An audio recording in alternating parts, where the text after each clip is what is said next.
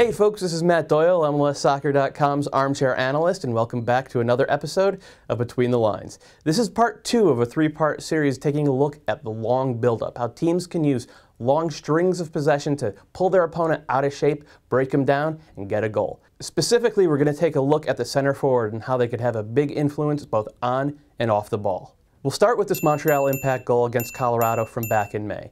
It's a 12-pass sequence with 9 of the 10 Montreal field players getting a touch on the ball.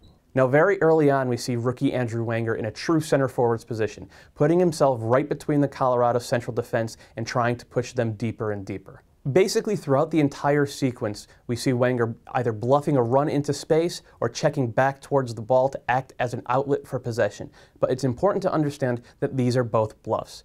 Montreal are only too happy to keep the ball circulating through the midfield, pulling Colorado out of shape. The Colorado backline, meanwhile, is focused mostly on Wenger.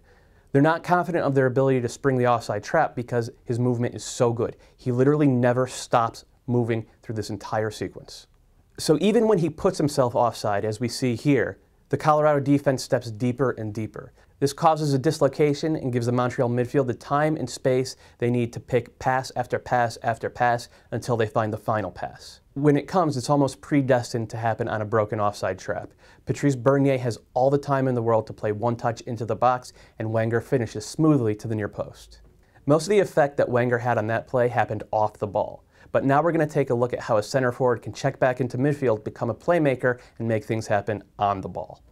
What we're seeing here is a 24-pass sequence for Houston's opener against Kansas City back in July. This is the longest scoring sequence of the year in MLS, 9 longer than any other. 9 of the 11 players on the field for Houston get at least one touch, including 2 from goalkeeper Tally Hall, who actually starts the deciding possession. Now, Sporting KC are known for their high press. They play it well, but they don't play it for 90 minutes. No one can keep that up. Here we see them dropping deep, almost into their own half, with only one man over the midfield stripe. This gives Houston plenty of time and space to play the ball between their defenders and defensive midfielder, and Kansas City are seemingly content to let them do so. We even see here that Houston get the ball in a dangerous position on the wing, with both center forward Will Bruin and winger Mac Kanji set up to attack across. But Kansas City are too well positioned, and Coriash very smartly cycles the ball back around. They're very patient, there's no rush here. But here's the thing. Every time Houston makes a pass, no matter how short or predictable, Kansas City do have to adjust. They change their shape, they change their angle, and that eventually gives Houston room to operate. They go through this dance of sorts for quite a bit, even cycling the ball back to Hall twice. On the third dance, they hit pay dirt. Now this is where Bruin makes his move. Warren Creval's excellent switch to Andre Hainaut forces Sporting Kansas City to adjust rapidly. So Bruin peels off the back line. No one from Sporting goes with him, and he has plenty of time and space to receive and play a 1-2 with Hainaut. He's now become a focal point of Houston's possession, allowing midfield runners to push forward.